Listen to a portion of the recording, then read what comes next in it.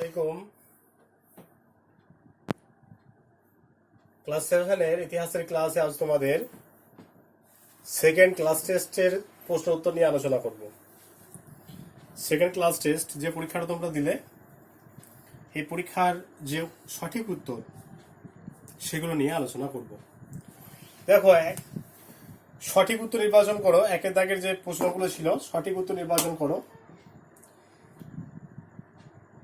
একের দাগের সেখানে প্রশ্ন ছিল যে ভারতে সুলতানি সাম্রাজ্যের প্রকৃত প্রতিষ্ঠাতা ছিলেন।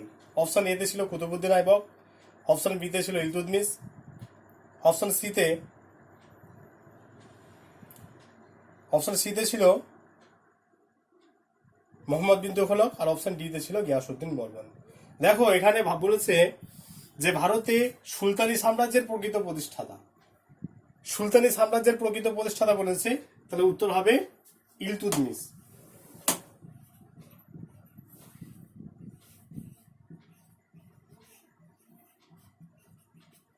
ইলতুৎমিশ হবে সঠিক উত্তর। যদি কেউ কুতুবউদ্দিন আইবক লিখে থাকো তাহলে তার উত্তরটা ভুল। কেন না, এখানে বলেছে যে ভারতের সুলতানি সাম্রাজ্যের প্রকৃত প্রতিষ্ঠাতা, তাহলে ইলতুৎমিশকে ভারতে সুলতানি সাম্রাজ্যের প্রকৃত প্রতিষ্ঠাতা বলা হয়। দেখো, অপশন বিতে আছে কিতাবুল রেহলা গ্রন্থের লেখক। দুই নম্বর আছে কিতাবুল রেহলা গ্রন্থের লেখক। অপশন এতে আছে অল বিরুনি, অপশন বিতে আছে ইবন বতুতা, অপশন সিতে আছে মোহাম্মদ ইসলামী, অপশন ডিতে আছে জিয়াউদ্দিন বার্নি। তাহলে কিতাবুল রেহলা গ্রন্থের লেখক অপশন বি ইবন বতুতা।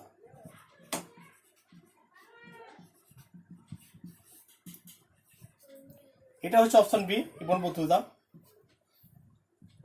তারপর আছে ইকতার দায়িত্বপ্রাপ্ত। 3 নম্বর আছে, দেখো 3 নম্বরে আছে ইকতার দায়িত্বপ্রাপ্ত কর্মচারীকে বলা হয়।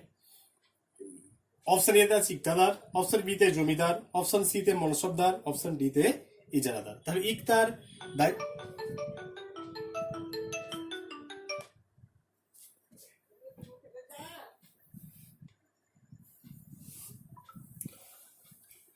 তিন নম্বর আছে, দেখো তাহলে ইকতার দায়িত্বপ্রাপ্ত কর্মচারীকে বলা হয় অপশন এ ইকতাদার।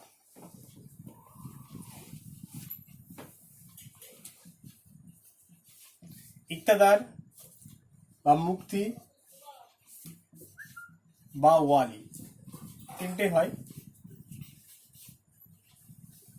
এখানে যেহেতু ইকতাদার দেওয়া আছে তাই সঠিক উত্তর হবে ইকতাদার। 4 নম্বরে আছে হিন্দু শাসকরা মুসলিম প্রজাদের উপর যে কর আরোপ করেছিলেন তা পরিচিত ছিল অপশন এ জিজিয়া কর নামে, অপশন বি তুরস্ক দণ্ড নামে, অপশন সি দাগ নামে, অপশন ডি হুলিয়া নামে। তাহলে হিন্দু শাসকরা মুসলিম প্রজাদের উপর যে কর আরোপ করেছিলেন তা পরিচিত ছিল তুরস্ক দণ্ড নামে।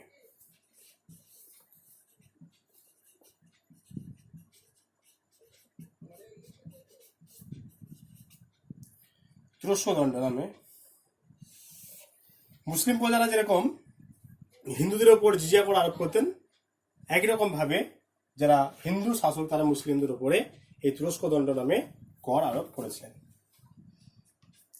5 নম্বর আছে পবনদূত কাব্যটি লিখেছিলেন অপশন এ কবি জয়দেব, অপশন বি উমাপতি ধর, অপশন সি শরণ, অপশন ডি ধৈ। তাহলে পবনদূত এই যে গ্রন্থ, এই গ্রন্থটা লিখেছিলেন, এই কাব্যটি লিখেছিলেন অপশন ডি ধৈ।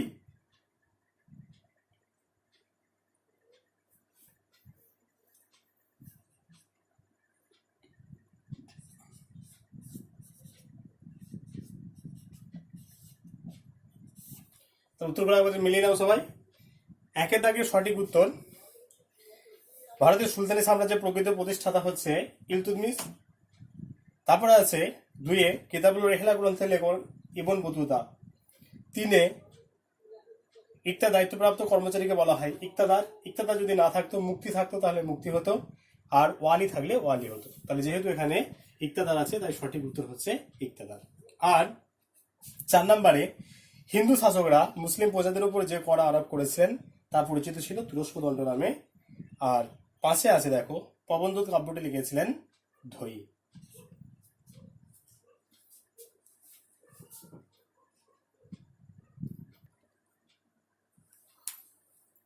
2 নম্বর আছে শূন্যস্থান পূরণ করো। শূন্যস্থান পূরণ করো। দেখো প্রথম প্রশ্ন আছে আমুক্ত মাল্যদ গ্রন্থটি লিখেছিলেন। আমুক্ত মাল্যদ গ্রন্থটি লিখেছিলেন রাজা কৃষ্ণদেব রায়। শূন্যস্থান পূরণের একের উত্তর হচ্ছে রাজা কৃষ্ণদেব রায়।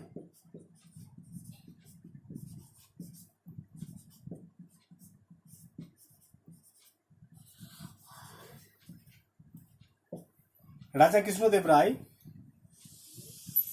আমুক্ত মাল্যদ গ্রন্থটি লিখেছিলেন। 2 নম্বর আছে বাংলার প্রথম স্বাধীন সুলতান ছিলেন। 2 নম্বর বাংলার প্রথম স্বাধীন সুলতান ছিলেন শামসুদ্দিন ইলিয়াস শাহ।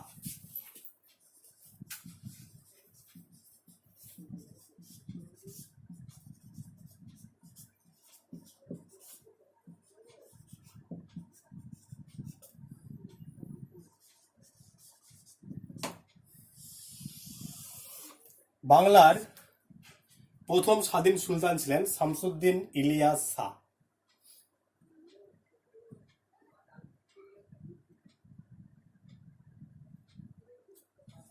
তারপরে আছে নেক্সট 3 নম্বর বাজার দর নিয়ন্ত্রণ ব্যবস্থা চালু করেছিলেন আলাউদ্দিন খলজি।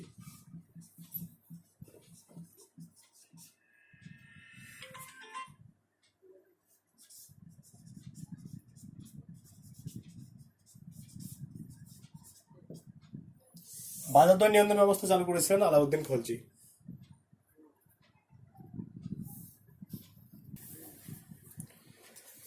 বাজার দর নিয়ন্ত্রণ ব্যবস্থা চালু করেছিলেন আলাউদ্দিন খলজি। 4 আছে দেখো মোহাম্মদ বিন তুগলক পায়ে হেঁটে যে ডাকের ব্যবস্থা করেছিলেন তাকে বলা হয় দাওয়া।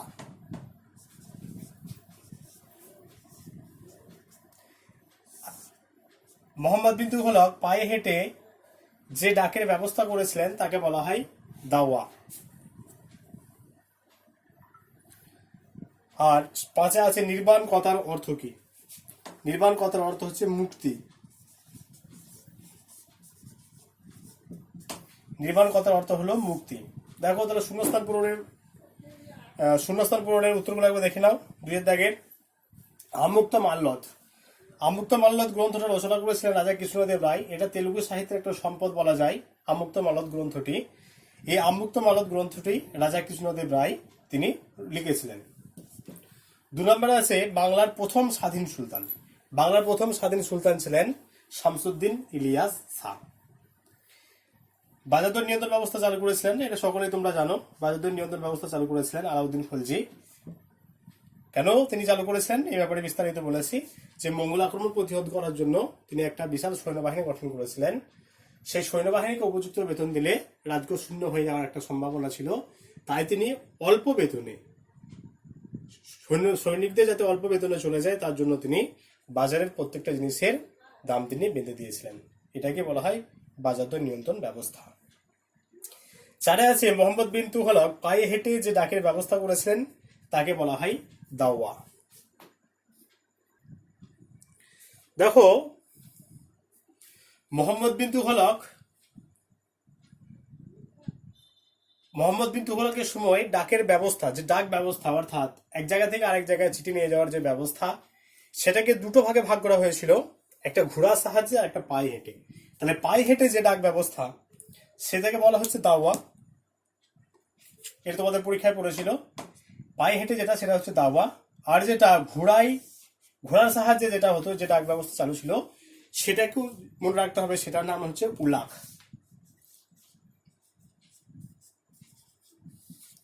ঠিক আছে, একটা হচ্ছে দাওয়া, পায়ে হেঁটে যেটা সেটা দাওয়া, আর যেটা ঘোড়ার সাহায্যে ডাকের যে ব্যবস্থা সেটাকে বলা হয় উলাগ। ঠিক আছে, তাহলে এই 2টো ব্যবস্থা তিনি, এই ডাক ব্যবস্থার ক্ষেত্রে এই 2টো ব্যবস্থা তার সময় চালু ছিল। নেক্সট হচ্ছে দেখো নির্বাণ কথার অর্থ হলো মুক্তি। নির্বাণ শব্দের অর্থ হচ্ছে মুক্তি। তাহলে এই 5টি তোমাদের শূন্যস্থান পূরণে ছিল। 1 হচ্ছে রাজা কৃষ্ণদেব রায়, 2 হচ্ছে শামসুদ্দিন ইলিয়াস শাহ, 3 আলাউদ্দিন খলজি, 4 দাওয়া, আর 5 নির্বাণ কথার অর্থ হচ্ছে মুক্তি।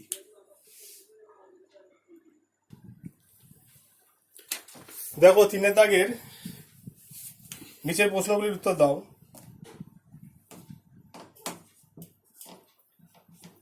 একে ছিল খলজি বিপ্লব বলতে কি বোঝো? খলজি বিপ্লব তাহলে 1290 খ্রিস্টাব্দে 1290 খ্রিস্টাব্দে জালালউদ্দিন ফিরোজ খলজি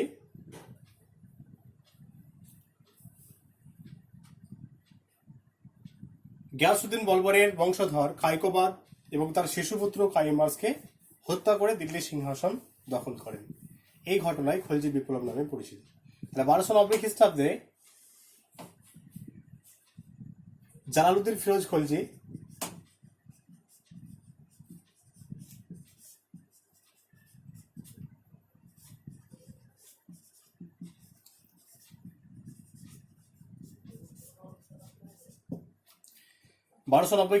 জালালউদ্দিন ফিরোজ খলজি গিয়াসউদ্দিন বলবনের বংশধর কায়কোবাদ এবং তার শিশুপুত্র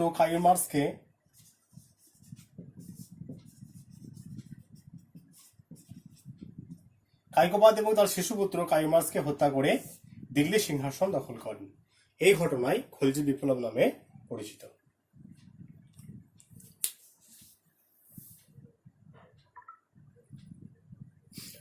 দাগ ও হুলিয়া কি? দু নম্বর আছে। দাগ ও হুলিয়া কি? আলাউদ্দিন খলজি সেনাবাহিনীতে প্রক্সি বা দুর্নীতি ব্যবস্থা দূর করার জন্য, প্রক্সি বা দুর্নীতি রোধ করার জন্য দাগ এবং হুলিয়া নামে দুটো প্রথা চালু করেছিলেন। দাগ এবং হুলিয়া নামে দুটো প্রথা চালু করেছিলেন। দাগ হলো অস্ত্রের গায়ে চিহ্নিতকরণ। ঠিক আছে, অস্ত্রের গায়ে চিহ্নিতকরণ। তার এক একজন সৈনিকের যে সমস্ত ঘোড়াগুলো থাকে সে সমস্ত ঘোড়াগুলোর আলাদা আলাদা যে চিহ্ন সেটাকে বলা হচ্ছে দাগ, অস্ত্রের গায়ে চিহ্নিতকরণ।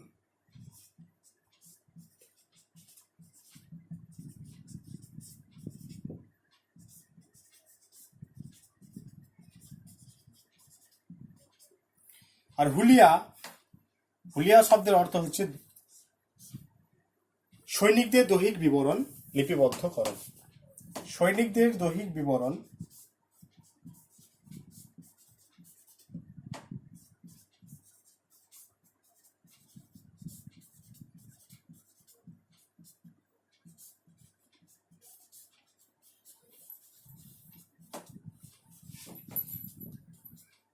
লিপিবদ্ধকরণ।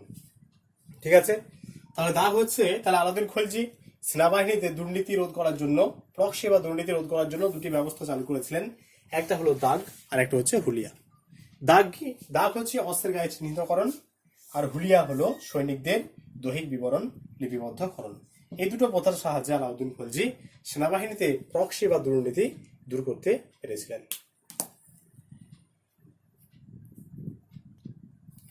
এরপর আছে বানিহাটি যুদ্ধ কবে কাদের মধ্যে হয়েছিল? বানিহাটি যুদ্ধ কবে কাদের মধ্যে হয়েছিল?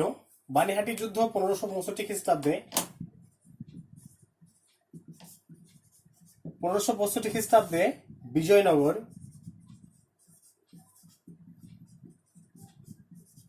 বিজয়নগরের সঙ্গে 5টি মুসলিম শাসিত রাজ্য আহমদনগর,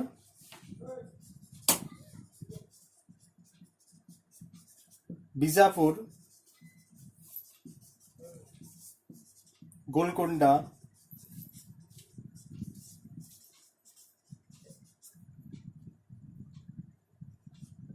বিদর আর বেরার। আহমদনগর, বিজাপুর, গোলকুন্ডা, বিদর, বেরার এই 5টি মুসলিম শাসিত রাজ্যের সঙ্গে বিজয়নগরের এই যুদ্ধটা হয়েছিল। ঠিক আছে, আহমদনগর, বিজাপুর, গোলকুন্ডা, বিদর এবং বেরার এই সম্মিলিত বাহিনীর সঙ্গে 5টি মুসলিম শাসিত রাজ্যের সম্মিলিত বাহিনীর সঙ্গে বিজয়নগরের এই বানিহাটে যুদ্ধ হয় বিজয়নগরের মধ্যে। এই যুদ্ধে কিন্তু বিজয়নগর পরাজিত হয়। ঠিক আছে, এই যুদ্ধে বিজয়নগর পরাজিত হয় আর 5টি মুসলিম শাসিত রাজ্য জয়লাভ করে। তাহলে বানিহাটি যুদ্ধ বা তালিকুড়, এটা আর একটা নাম আছে তালিকুড়া যুদ্ধ বা বানিহাটি যুদ্ধ। এটা 1565 খ্রিস্টাব্দে হয়েছিল বিজয়নগরের সঙ্গে আহমদনগর, বিজাপুর, গোলকুন্ডা, বিদর এবং বেরার এদের সম্মিলিত বাহিনীর সঙ্গে।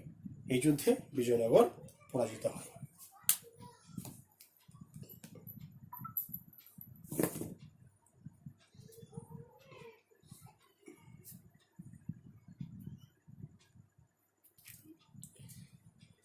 এরপর আছে ফিরোজ শাহ তুঘলকের আমলে কি কি কর আদায় করা হতো। দেখো, ফিরোজ শাহ তুঘলকের আগে যারা শাসক ছিলেন তারা অনেক রকমের কর আদায় করতো, প্রায় 24 রকমের কর তারা আদায় করতেন। কিন্তু ফিরোজ শাহ তুঘলক তিনি কি করেছিলেন, কোরআন এবং হাদিসের যে নিয়ম, সে কোরআন এবং হাদিস মোতাবেক তিনি মাত্র 4 ধরনের কর চালু করেছিলেন। সেই 4 ধরনের কর কি কি? খরাজ, খামস, জিজিয়া এবং জাকাত।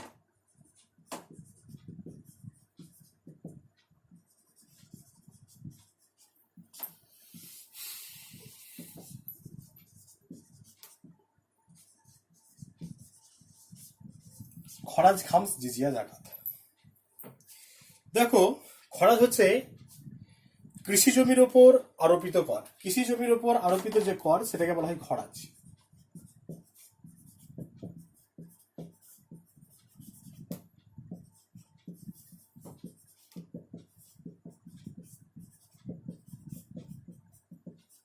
কৃষি জমির ওপর আরোপিত কর খরাজ।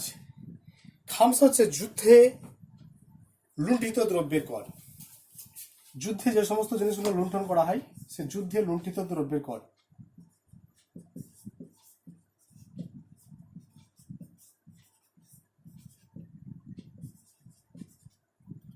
যুদ্ধে লুণ্ঠিত দ্রব্যের কর। জিজিয়া, এটা সকলেই তোমরা জানো, অমুসলমানদের উপর আরোপিত কর। তাহলে মুসলিম শাসকদের অধীনে যে সমস্ত হিন্দুরা বসবাস করতেন তাদের জীবন এবং সম্পত্তি রক্ষার জন্য মুসলিম শাসকরা যে সমস্ত কর আদায় করতেন তাকে বলা হয় জিজিয়া কর। এটা ছিল এক ধরনের নিষ্কৃতিমূলক। তাহলে অমুসলমানদের উপর আরোপিত করকে বলা হয় জিজিয়া, অমুসলিমদের উপর আরোপিত কর।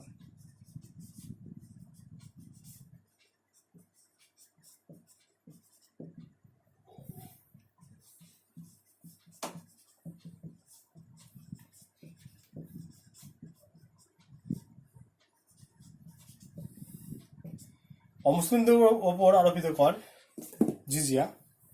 আর জাকাত হচ্ছে যারা অবস্থা সম্পূর্ণ মুসলিম তাদের সম্পত্তির 40 ভাগের 1 ভাগ, 40 ভাগের 1 ভাগ এটা বলতে পারো, অথবা 2.5%। তাদের যে আয়, মোট আয়ের 2.5% কি করতে হতো, তাদেরকে মুসলিমদের যে সম্পত্তি সেই সম্পত্তির 2.5% তাদেরকে দিতে হতো। এটাই জাকাত নামে পরিচিত। যারা সম্ভ্রান্ত মুসলিম, যাদের সারা বছর চালানোর পর যাদের টাকা পয়সা সঞ্চিত থাকে, সেই টাকা পয়সার উপর বার্ষিক 2.5% হারে তাদের সুদ, 2.5% হারে তাদের যে অর্থ দিতে হয় সেটাই জাকাত নামে পরিচিত। 2.5% বলতে পারো, অথবা 40 ভাগের 1 ভাগ। ঠিক আছে, তাহলে এই চার ধরনের কর ফিরোজ শাহ তুঘলক চালু করেছিলেন: খরাজ, খামস, জিজিয়া এবং জাকাত। খরাজ হচ্ছে কৃষি জমির উপর আরোপিত কর, খামস হলো যুদ্ধে লুণ্ঠিত দ্রব্যের উপর কর, জিজিয়া হচ্ছে অমুসলমানদের উপর আরোপিত কর, আর জাকাত যারা সম্ভ্রান্ত মুসলিম তারা সারা বছর চালানোর পর যে তাদের হাতে যে অর্থ থাকে সে অর্থের উপর 40 ভাগের 1 ভাগ বা 2.5% হারে জাকাত দিতে হয়।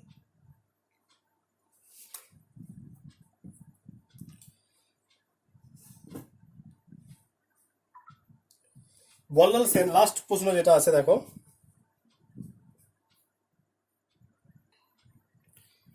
লাস্ট প্রশ্ন। বল্লাল সেন রচিত 2টি গ্রন্থের নাম, এটা সকলেই তোমরা জানো, প্রথম থেকেও আলোচনা করা হয়েছে। দান সাগর,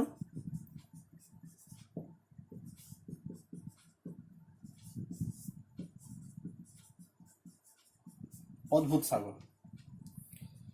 দান সাগর এবং অদ্ভুত সাগর, সরি অদ্ভুত নয়, তা হবে এটা, দান সাগর এবং অদ্ভুত সাগর, এই দুটো গ্রন্থ রচনা করেছেন বল্লাল সেন। ঠিক আছে, তোমাদের সেকেন্ড ক্লাস টেস্টের যে প্রশ্ন সেই প্রশ্নটা আজকে আলোচনা করা হলো। কারো যদি উত্তরে কোনো সংশয় থাকে অবশ্যই আমাকে মেসেজ করবে। অবশ্যই জানাবে যে এটা ভুল বলা হলো বা কিছু। উত্তরে যদি তোমাদের কারো সংশয় থাকে অবশ্যই আমাকে কমেন্ট করবে, জানাবে। ঠিক আছে, এরকম ভাবে যদি তোমরা উত্তর লিখে থাকো অবশ্যই সকলে ফুল মার্কস পাবে, এখানে নম্বর কাটার কোনো জায়গা নেই। ঠিক আছে, নেক্সট ক্লাসে তোমাদের মুঘল যুগ পড়ানো হয়েছিল। মুঘল যুগের শুধুমাত্র আওরঙ্গজেব বাকি আছে, এই ঔরঙ্গজেব পড়াতে বাকি আছে, বাকিগুলো শাহজাহান পর্যন্ত আমরা পড়িয়েছি। নেক্সট ক্লাসে আমরা ঔরঙ্গজেব নিয়ে আলোচনা করব। ঠিক আছে।